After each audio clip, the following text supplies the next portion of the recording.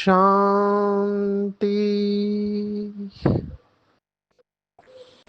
आज 3 अक्टूबर 2025 भारत में शुक्रवार है। Today is 3 October 2025 and it's Friday in Bharat. आज की मुरली का जादुई रहस्य स्वयं को प्रेरणा देने के लिए magical secrets of today's Murli for motivating the self. अक्टूबर मास है, दशहरा दीपावली का त्योहार है। तो अपेक्षा के अनुसार दशहरा दिवाली के ऊपर या दीपावली के ऊपर मुरली चल रही है। परमात्मा अवतरण के ऊपर आज की मुरली है। बाबा की बच्चों से कंप्लेंट भी है कि जो सारे विश्व की सद्गति करते हैं, गति सद्गति, पूरे विश्व को दुखों से मुक्त करते हैं, ऐसे बाप का अवतरण दिन बच्चे मनाते नहीं है, छुट्टी भी नहीं देते हैं। ये बाबा की कंप्लेंट है। ना उनका स्टैम्प बनाते हैं। सबसे बड़ा त्योहार परमात्मा अवतरण का है। तो बाबा ने आज भारत की महिमा याद दिलाई है, भारतवासियों की भी महिमा है, और परमात्मा अवतरण के बारे में डिटेल में बताया हुआ है। चित्रों की भी महिमा की है। तो आज की मुरली में अगर धारणा की बात कहे तो हम दशहरा और दीपावली को ही देखेंगे कि उसका धारणा के साथ क्या कनेक्शन है। आज आर्य समाजियों को भी याद किया है क्योंकि उनके मंदिर में दिया जलता रहता है, वो ज्योति को मानते हैं और ज्योति में ज्योत समा जाए, ये उनकी मान्यता है। तो दीपावली के साथ इसका कनेक्शन क्या है वो बाबा ने आज हमको सुनाया है। बहुत गहरी बात है अगर देखा जाए। एक तरफ से अंधेरा और प्रकाश, दीपावली को प्रकाश का त्योहार कहते हैं, it's a festival of lights. लेकिन उसका यथार्थ रहस्य बाबा सुनाते हैं, परमात्मा अवतरण और विष्णु अवतरण। ये भी बहुत इंटरेस्टिंग लगा मुझे क्योंकि भक्ति मार्ग में वैष्णव संप्रदाय वालों ने, जो हम ही है एक्चुअली देखा जाए, क्योंकि हम ही विष्णु संप्रदाय के हैं, तो उन्होंने बताया कि कैसे विष्णु के अवतार होते हैं। तो विष्णु का अवतरण दिखाते हैं। बाबा ने कहा अभी अवतरण जैसे मूवीज में दिखाते हैं कि विष्णु ऊपर से शरीर के रूप में आता है, ऐसा कुछ नहीं होता है, लॉजिकल भी नहीं लगता है। शरीर के साथ कोई कैसे आ सकता है, और ऊपर शरीर है ही नहीं। ये तो साक्षात्कार में सूक्ष्म शरीर का साक्षात्कार होता है, तब ये सब लाइट के शरीर दिखाई देते हैं। अभी ये लाइट के शरीर केवल बाबा के बच्चे जो ट्रांस में जाते हैं उनको ही नहीं दिखाई देते, लेकिन लौकिक में भी ऐसे लोग हैं जो ट्रांस में जाते हैं और उनको साक्षात्कार होता है। ये कुछ आत्माओं का लौकिक में भी पार्ट है। तो उनको ये सब साक्षात्कार होते हैं। बाबा की मुरली के अनुसार बाबा ने जो स्पष्ट कहा है कि मैं ही सभी को ये साक्षात्कार कराता हूँ, क्योंकि साक्षात्कार की चाबी बाबा के पास है। लेकिन यथार्थ पूरा ड्रामा का आदि मध्य अंत यथार्थ रूप में बताने वाले स्वयं परमपिता परमात्मा शिव बाबा है। तो अब अंधेरे और प्रकाश के बारे में देखेंगे। अंधेरा जो है वो तमोगुण का प्रतीक है और प्रकाश सत्व गुण का प्रतीक है। ये भी श्रीमद् भगवत गीता है। श्रीमद् भगवत गीता में तीनों गुणों के बारे में बताया, सतो रजो तमो। तो तमोगुण को अंधकार के साथ और सतोगुण के प्रकाश के साथ और ज्ञान को प्रकाश कहा गया है। तो ये शास्त्रों की बातें हैं। शास्त्रों में बहुत सारी प्रार्थनाएं हैं। एक बहुत प्रसिद्ध प्रार्थना जो हुई वेदों की, जो हमारे भाई बहने बहुत सारे भाषण में भी इस्तेमाल करते हैं और बहुत अच्छा है वो। कहते हैं तमसो माँ ज्योतिर्गमय। हम परमात्मा से क्या प्रार्थना करते हैं कि हे परमात्मा, हे गॉड, अल्लाह, ईश्वर, हमें अंधकार से प्रकाश की ओर ले चल, क्योंकि अंधकार में दुख होता है। अंधेरे में कदम ही कहाँ रखे, कैसे चले, क्योंकि अंधकार में ठोकरें खाई जाती है। तो अंधकार से प्रकाश की ओर ले चल, पहली रिक्वेस्ट परमात्मा से। दूसरा, असतो मा सदगमय, असत्य से सत्य की ओर ले चल। जो कल की मुरली में हमने देखा, राम नाम सत है, सत का नाम सत है, सत्संग। तो असत्य से सत्य की ओर ले चल। और तीसरा है मृत्यु माँ अमरत्वम गमय। गमय माना लेके चलो हमको मृत्यु से अमरत्व की ओर। अगर आप देखो तो इसमें जड़ से, इस प्रार्थना में हमको स्ट्रेस फ्री आज की भाषा में टेंशन से मुक्त करने की बात है, या फिर डर से मुक्त करने की बात है। क्योंकि सबसे बड़ा डर जो होता है, अंग्रेजी में कहावत है कि all fears are fears of mortality in disguise.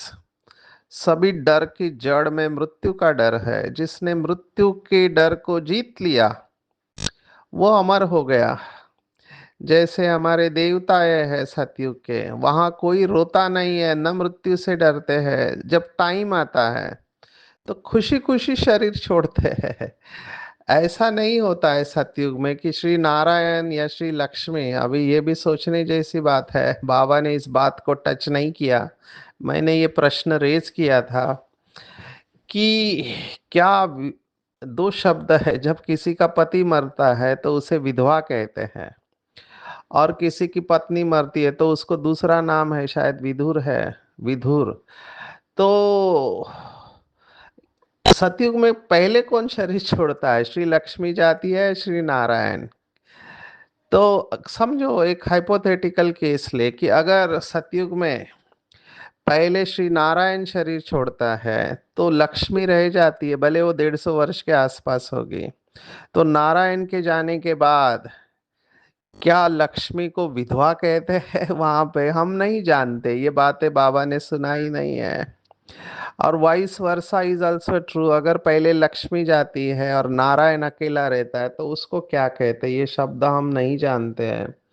क्या ऐसे होता है कि दोनों एक साथ शरीर छोड़ेंगे, लेकिन ये भी बात बाबा ने बताई हुई नहीं है। तो बाबा ने कई सारी बातें हमको बताई नहीं है, लेकिन एक बात तो जरूर बताई हुई है कि वहां पे मृत्यु पे शोक नहीं होता है। माना दुख की अविद्या होती है वहां पे, कोई रोता नहीं है। लक्ष्मी समझो, अगर नारायण पहले गए तो लक्ष्मी ये नहीं कहते हाय मेरा अब क्या होगा, मैं तुम्हारे बगैर कैसे जी पाऊंगी। बिल्कुल नहीं, क्योंकि वहां पे आत्मा का संपूर्ण ज्ञान है। और खुशी खुशी शरीर छोड़ते, शायद खुशी खुशी विदाई भी देते होंगे। क्यों मैं ये कह रहा हूँ, क्योंकि आज भी अफ्रीका में ऐसे ट्राइब्स है, ऐसे जमाती के लोग हैं, जाति के लोग हैं, वो मरने के बाद सेलिब्रेट करते हैं। सोचो। और जो मरने वाला होता है उसको बोलते हैं आपकी आगे की यात्रा शुभ हो। अंग्रेजी का शब्द है बॉन वॉयज। बॉन वॉयज माना अगली यात्रा शुभ हो। तो अगर आज के ज़माने में ऐसे ट्रेडिशन है, वो भी सो कॉल्ड हम कहते हैं आदिवासियों में है, तो देवता वो तो सबसे प्रगत है, तो वहां पे मृत्यु का डर नहीं, इसलिए शायद उसको अमरपुरी कहते हैं। तो बाबा परमात्मा हमको मृत्यु से अमरत्व की ओर ले जाता है। तो ये प्रार्थना है, और आज की मुरली इसी प्रार्थना के आगे पीछे रिवॉल्व कर रही है। बाबा अगर देखा जाए तो बाबा को हम कह सकते हैं दीपावली की भाषा में कि वो दीप राज है, और हम सब आत्माएं दीप रानियां हैं। बहुत सुंदर विजुअलाइजेशन है। जैसे दीपावली में आ, दिए की लाइन सजाते हैं अलग अलग रूप में, लाइटिंग कितना करते हैं। पहले तो समझो, अभी तो इलेक्ट्रिसिटी आ गई, लाइट, लेकिन आप 100 150 साल पीछे जाओ तो लाइट नहीं थी, तो तेल के ही घी के दिए जलते थे। और वो कैसे डेकोरेशन करते होंगे, अभी के 100 150 साल पहले की बात है। अभी तो इलेक्ट्रिसिटी आई है, आप पूछो ही मत। कितने सारे दिए जलाते हैं। लेकिन मैंने एक देखा है, कई स्थान पर आज भी तेल के दिए जलाते हैं। साउथ में तो बहुत भावना से दिए जलाते हैं। तो ये बात है, केवल स्थूल बात नहीं है। आज बाबा ने कहा, दीपावली का यादगार का अर्थ बताया है कि हम आत्माएं सच्चे सच्चे परवाने जो क्षमा पर फिदा होते हैं, इस फिदा होने का यादगार ही यह दीपावली है। अब ये बहुत बड़ा स्टेटमेंट है। भगवान वाच, क्षमा और परवाने। परवाने माना जो ज्योति के ऊपर, उनको पता है कि मैं ज्योति के पास गया तो मैं जल कर खत्म हो जाऊंगा, लेकिन वो जलने से या मरने से डरते नहीं। बाबा का साकार मुरली का एक गीत भी है, जले न क्यों परवाना, क्योंकि वो इतना प्यार करता है क्षमा से कि खुद को खत्म करने के लिए तैयार है। आज के टेररिस्ट लोग, जिसको हम अंग्रेजी में कहते हैं सुसाइड बॉम्बर्स, देखो, इनको सत्य ज्ञान नहीं है। उनको किसी ने, हम कहते, ब्रेन वॉश किया है। तो उनको बताया कि अगर तुम अपने को उड़ा दोगे किसी भी लक्ष्य के लिए, तो तुम बहुत बड़ा पुण्य का काम करोगे और तुम जन्नत में जाओगे, वगैरह वगैरह। तो बेचारों को ज्ञान नहीं है, लेकिन अपने को उड़ाने को तैयार हो जाते हैं। इनको फिदाइन कहते हैं, जो फिदा हो जाते हैं उनको फिदाइन कहते हैं। तो हमको तो ऐसा कुछ करना नहीं है, हमको खुद को उड़ाना नहीं है, लेकिन खुद के अंदर जो अहंकार है उसको जरूर उड़ाना है। तो परवाने जो क्षमा पर फिदा होते हैं, तो बात वही है मरने की, जीते जी मरने की बात है। तो जब हम शिव बाबा जो क्षमा है, सबसे खूबसूरत है, उसके जैसा खूबसूरत माशुक पूरी दुनिया में कोई हो नहीं सकता है। ऐसे क्षमा पर फिदा होने वाले बाबा के सभी बच्चे परवाने हैं। उसमें भी दो प्रकार के परवाने बाबा हमेशा कहता है, एक फेरी काटने वाले और एक पूरी तरह से फिदा होने वाले। तो आपने अगर देखा है, दिवाली के वक्त बहुत सारे कीटक आ जाते हैं, माना छोटे छोटे कीटक होते हैं, वो ज्योति के चारों तरफ चक्कर काटते हैं लेकिन जाते नहीं ज्योति के पास। तो बाबा ने एक मुरली में प्रश्न पूछा था कि आप चक्कर काटने वाले हो या फिदा होने वाले हो।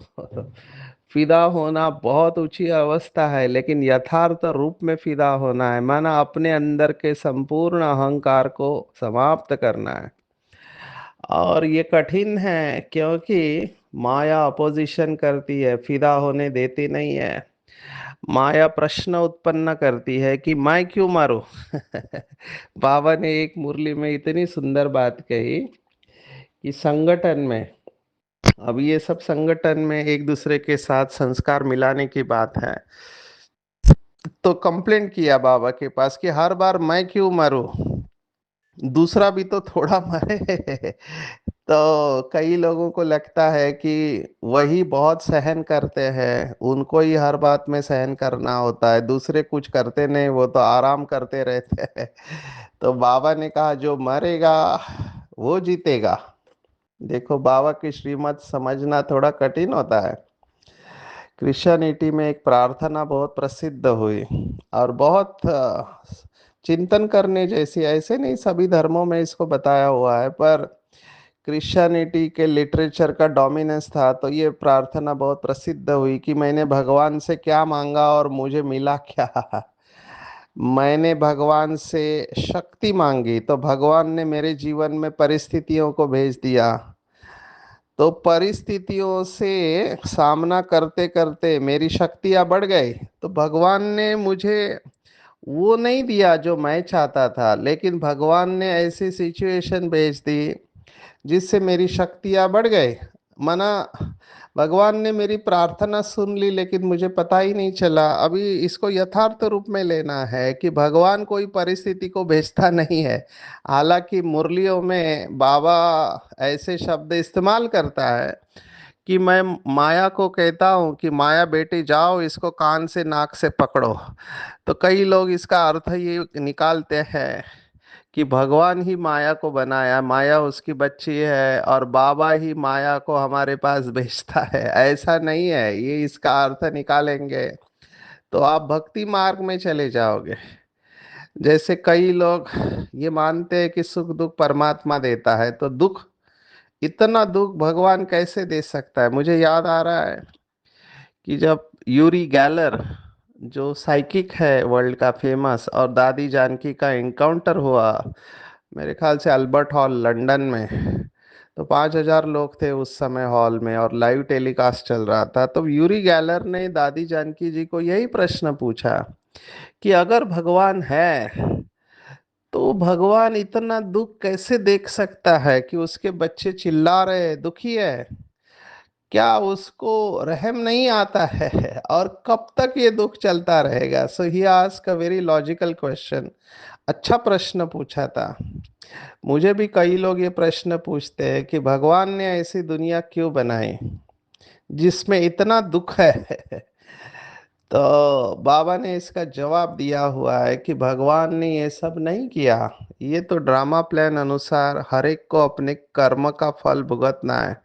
लेकिन वो लोग जो लीनियर थिंकिंग वाले हैं, माना जो सोचते हैं कभी ना कभी ड्रामा चालू हुआ था, किसी ना किसी ने तो चालू ही किया होगा ड्रामा पहला जब शुरुआत में, तो ये मानने को ही तैयार नहीं कि ये अनादि है, माना किसी ने इसको बनाया नहीं है। ये बात स्वीकार करना अच्छे अच्छे लोगों को कठिन जा रहा है। तो बाबा ने ये स्पष्ट कहा है कि मैंने ऐसी दुनिया नहीं बनाई, आपको मैं दुखों से मुक्त करने के लिए आया हूं। मैंने उस आत्मा को समझाया भगवान तो सुख करता दुख हरता है, तो आप ये कैसे कह सकते कि उसने दुख दिया?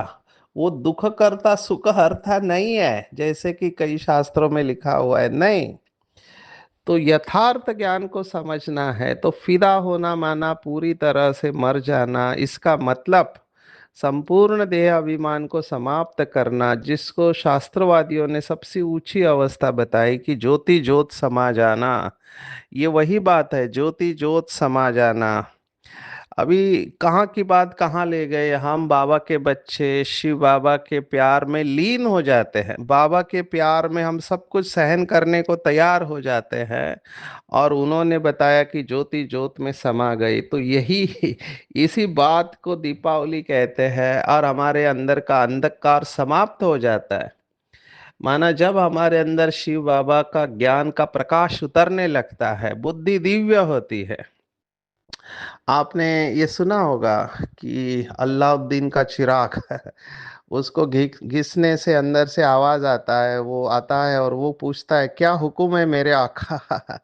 अभी ये बात वही है, अलग अलग कहानियां हैं कि जब परमात्मा का प्रकाश हमारे अंदर प्रवेश करता है तो हमारे ऊपर जो माया के लेयर्स चढ़े हुए हैं वो सब निकल जाते हैं, आत्मा फिर से चमकने लगती है।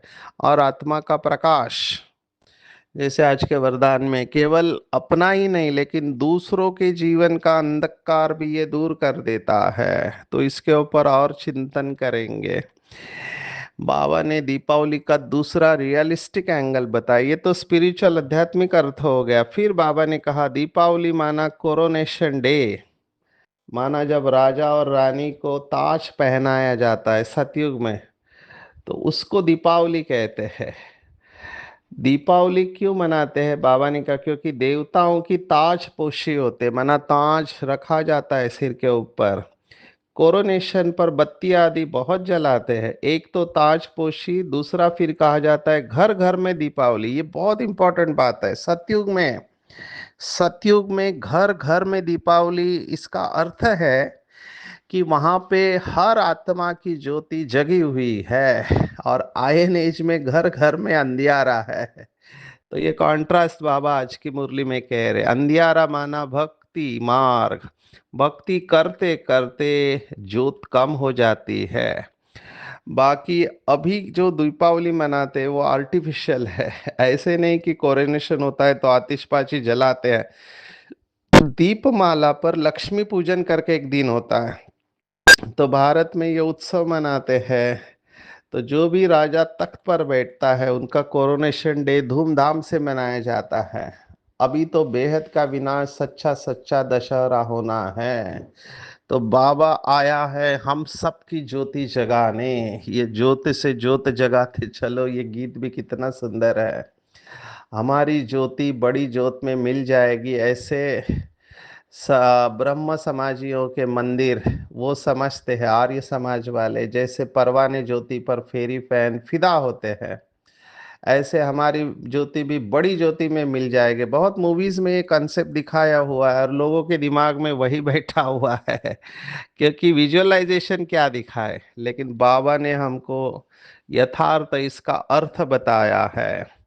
तो परमात्मा को ज्योति कहते हैं। दूसरा जो अर्थ आज आया है वो है आशिक माशुक का प्यार। बाबा ने बहुत बार बताया है, बहुत गहरी बात है कि शिव बाबा जैसे माशुक बताया परवाने और क्षमा, वैसे उसी का ही दूसरा शब्द आशिक और माशिक माशुक। तो शिव बाबा सबसे हसीन मुसाफिर कहते हैं या माशुक है। तो आज हनुमान को याद किया कि हनुमान के भी आशिक होंगे। सब अपने अपने माशुक के चित्र बनाकर फिर आपस में मिलकर बैठ उनकी पूजा करते हैं। माना कोई गणेश की पूजा करता है, कोई जैसे अभी नवरात्रि है, नवरात्रि थी माना अभी 3 तारीख को तो खत्म हो गया। मैं इसका रिकॉर्डिंग केरल से कर रहा हूँ बहुत दिन पहले, 28 तारीख को। तो हमारा माशुक तो एवर गोरा है, कभी सावरा बनता नहीं है। बाप मुसाफिर आकर सबको गोरा बनाते हैं। तो काले से गोरा बनाने वाला शिव बाबा है। अभी माशुक के ऊपर थोड़ा सुनाएंगे कि शिव बाबा एक ही आ, साजन है, बाकी सब सजनियां है। ये बात हजम होना भाइयों के लिए थोड़ा मुश्किल है। बहनों को इस रोल में शिफ्ट होना बहुत इजी है, लेकिन भाइयों के लिए ये कठिन होता है। इसमें शायद मैंने पहले सुनाया था संत मीराबाई की स्टोरी। वो एक बार श्री कृष्ण के मंदिर में गया। अभी वो था ब्रह्मचारियों का मंदिर, वहां पे किसी भी स्त्री को एंट्री नहीं थी। तब उसको गेट पे रोका गया। तब उसने पूछा क्यों रोक रहे हैं, तो बोला ये केवल नर माना भाइयों के लिए मंदिर है, यहाँ बहनों को कोई अलाउड नहीं है। तब वो कहती है कि ये दूसरा नर कहाँ से पैदा हो गया। नर तो केवल एक ही है परमात्मा, बाकी सब उसकी नारियां है। तब ये मैसेज जब उस मंदिर के मुख्य पंडित होते हैं उसको पहुंच जाता है, वो भागते हुए आता है, उसकी आंखें खुल जाती हैं। तो यह अनुभव की बात है कि शिव बाबा माशुक है और हम उसके आशिक है।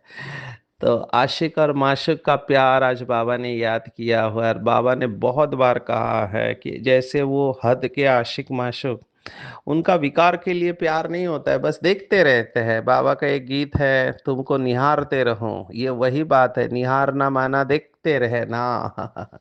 देखते रहना। आज का जो टाइटल आया है बहुत सुंदर है, ये भी है। एक एक शब्द जैसे हम आगे बढ़ेंगे उस शब्द की गहराई में जाके उसके अर्थ में स्थित होना चाहिए। मुझे लगता है जैसे हम आगे बढ़ते हैं तो सार रूप में आ जाएंगे, हमको विस्तार में जाना अच्छा नहीं लगेगा।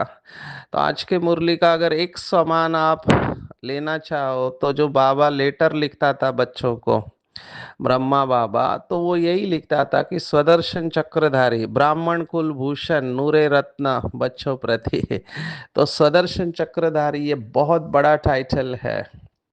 जो भी बाबा के बच्चे कहते कि हम बीज रूप अवस्था में नहीं जाते, दूसरा जो योग की अवस्था है जिससे विकर्म विनाश होते हैं, बाबा ने कहा वो है स्वदर्शन चक्रधारी बनना।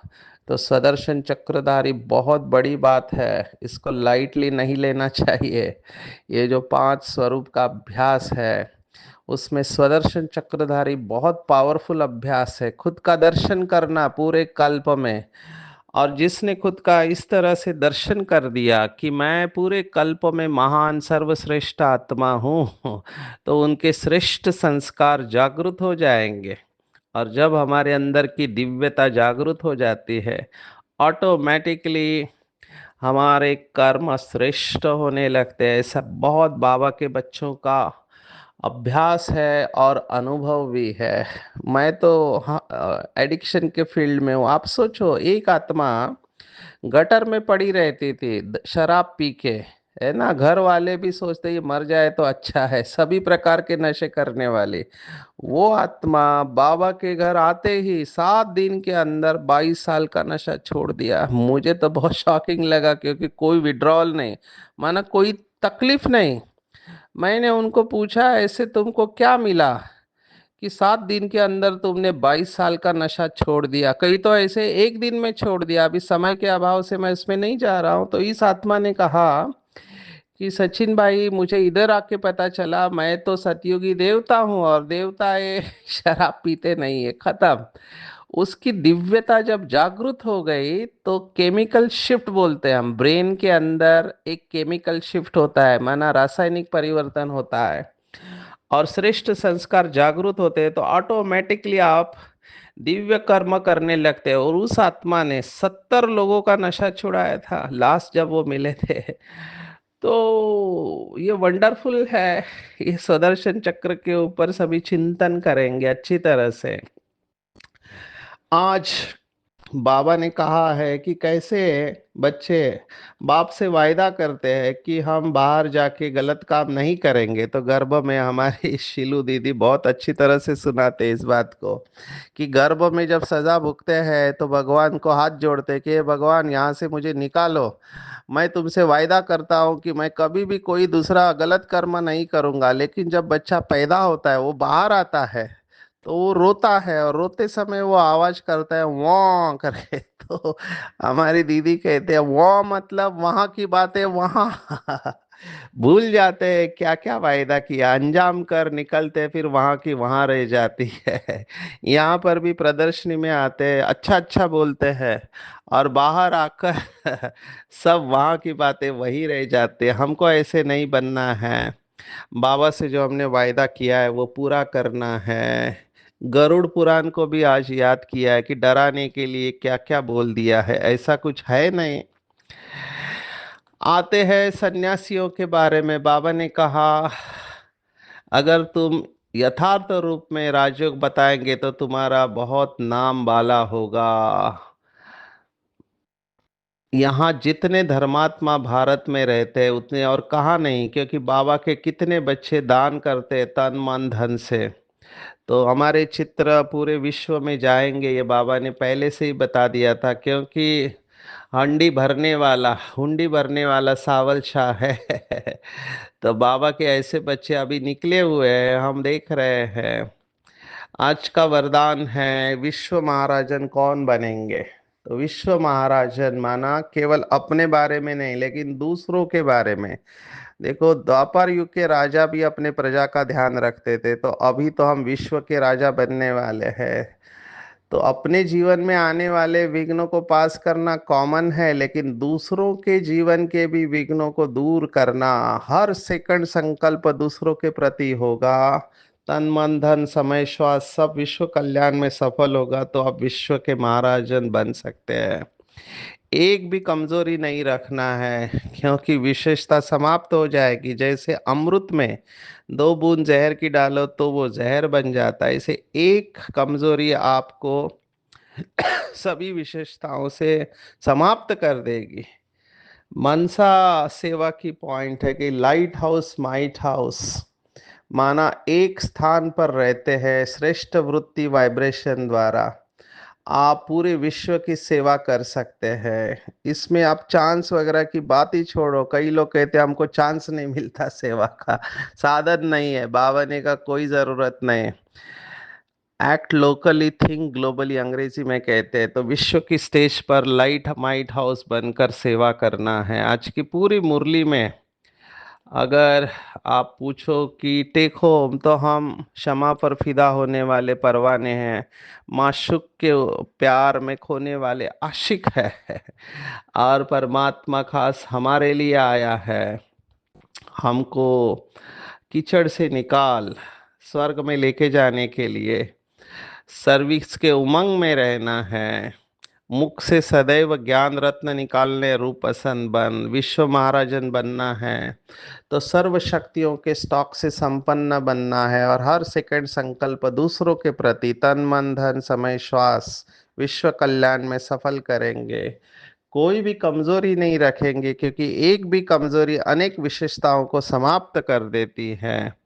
और कोई साधन और कोई बहाना नहीं चाहिए। अगर हम लाइट माइट हाउस बनते हैं तो पूरे विश्व की अपने श्रेष्ठ वृत्ति से अनेक आत्माओं की सेवा कर सकते हैं। अच्छा, ओम शांति।